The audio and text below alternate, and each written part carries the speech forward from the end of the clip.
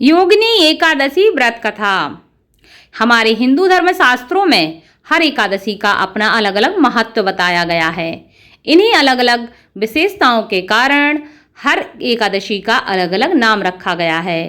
हर वर्ष 24 एकादशियां होती हैं। मलमास की एकादशियों को मिलाकर इनकी संख्या 26 हो जाती है।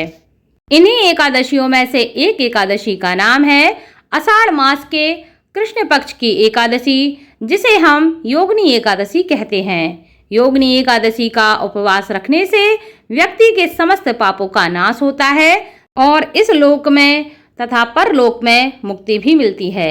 व्यक्ति के जीवन के समस्त कष्ट दूर होते हैं। योगिनी एकादशी व्रत कथा इस प्रकार है। महाभारत काल की बात है कि एक बार धर्मराज युधिष्ठिर ने भगवान श्री कृष्ण से कहा कि हे त्रिलोकीनाथ, मैं ज्येष्ठ माह के शुक्ल पक्ष की निर्जला एकादशी की कथा सुनी है।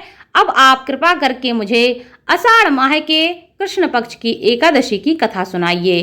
इस एकादशी का नाम एवं महत्व क्या है, सो आप मुझे विस्तार पूर्वक बताएं। भगवान श्री कृष्ण ने कहा, हे पांडुपुत्र, आषाढ़ माह के कृष्ण पक्ष की एकादशी का नाम योगिनी एकादशी है। इसके व्रत से व्यक्ति के समस्त पाप नष्ट हो जाते हैं। इस व्रत से लोक में भोग तथा परलोक में मुक्ति की प्राप्ति होती है। हे धर्मराज, यह एकादशी तीनों लोकों में प्रसिद्ध है। इसके व्रत से व्यक्ति के समस्त पाप नष्ट होते हैं। तुम्हें मैं पुराण में कही हुई एक कथा सुनाता हूँ, सो ध्यान पूर्वक सुनो। कुबेर नाम का एक राजा अलकापुरी नाम की नगरी में राज्य करता था। वह भगवान शिव का भक्त था। उनका हेममाली नामक एक यक्ष सेवक था जो पूजा के लिए फूल लाया करता था। हेममाली की विशालाक्षी नाम की एक अति सुंदर स्त्री थी।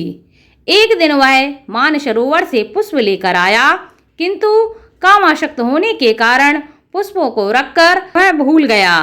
इस भोग विलास में दोपहर हो गई। हेममाली की राह देखते देखते जब राजा कुबेर को दोपहर हो गई तो उसने क्रोधपूर्वक अपने सेवकों को आज्ञा दी कि तुम लोग जाकर पता लगाओ कि हेममाली अभी पुष्प लेकर क्यों नहीं आया। जब सेवकों को उसका पता लगा तो राजा के पास जाकर बताया कि हे राजन, वह हेममाली अपनी स्त्री के साथ है। इस बात को सुनकर राजा कुबेर ने हेममाली को बुलाने की आज्ञा दी। डर से कांपता हुआ हेममाली राजा के सामने उपस्थित हुआ। उसे देखकर कुबेर को अत्यंत क्रोध आया और उसके होंठ फड़फड़ाने लगे। राजा ने कहा, अरे अधम, तूने अपने परम पूजनीय देवों के देव भगवान शिवजी का अपमान किया है। मैं तुम्हें श्राप देता हूँ कि तू स्त्री के वियोग में तड़पे और मृत्यु लोक में जाकर कोढ़ी बनकर अपना जीवन व्यतीत करे। कुबेर के इस श्राप से वह तत्क्षण स्वर्ग से पृथ्वी पर आ गिरा और कोढ़ी बन गया। उसकी स्त्री भी उससे बिछड़ गई।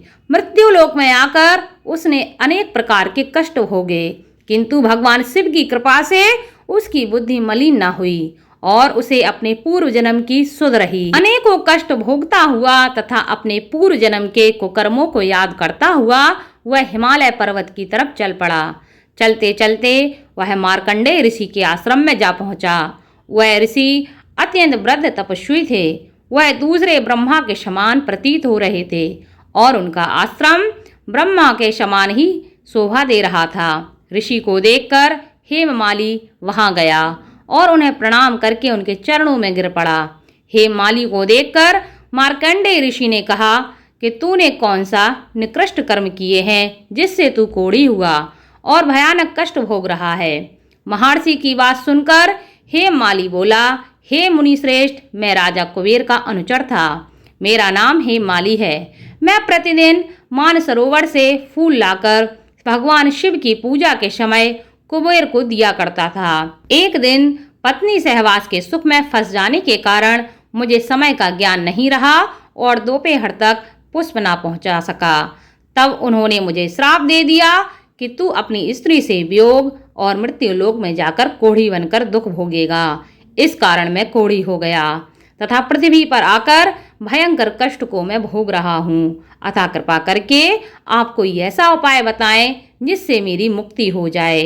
ऋषिवर बोले, हे माली, तूने मेरे सम्मुख सत्य वचन कहे हैं, इसलिए मैं तेरे उद्धार के लिए एक व्रत बताता हूँ। यदि तू आषाढ़ माह के कृष्ण पक्ष की योगिनी नामक एकादशी का विधि पूर्वक व्रत करेगा तो तेरे समस्त प्रकार के पापों का नाश होगा। महर्षि के इस प्रकार के वचन सुनकर हेममाली बहुत प्रसन्न हुआ और उनके वचनों के अनुसार योगिनी एकादशी का विधि विधान पूर्वक व्रत करने लगा। इस व्रत के प्रभाव से उसके समस्त कष्ट दूर हो गए। व्रत के प्रभाव के कारण अपने पुराने स्वरूप में वह वापस आ गया और अपनी स्त्री के साथ सुखपूर्वक रहने लगा। भगवान श्री कृष्ण ने कहा कि हे राजन, इस योगिनी एकादशी की कथा का फल 88,000 ब्राह्मणों को भोजन कराने के बराबर है। इसके व्रत से व्यक्ति के समस्त पाप नष्ट हो जाते हैं और अंत में मोक्ष प्राप्त करके प्राणी स्वर्ग में जाता है। भगवान विष्णु की कृपा से उसके समस्त प्रकार के संकट और समस्त प्रकार की परेशानियां दूर हो जाती हैं।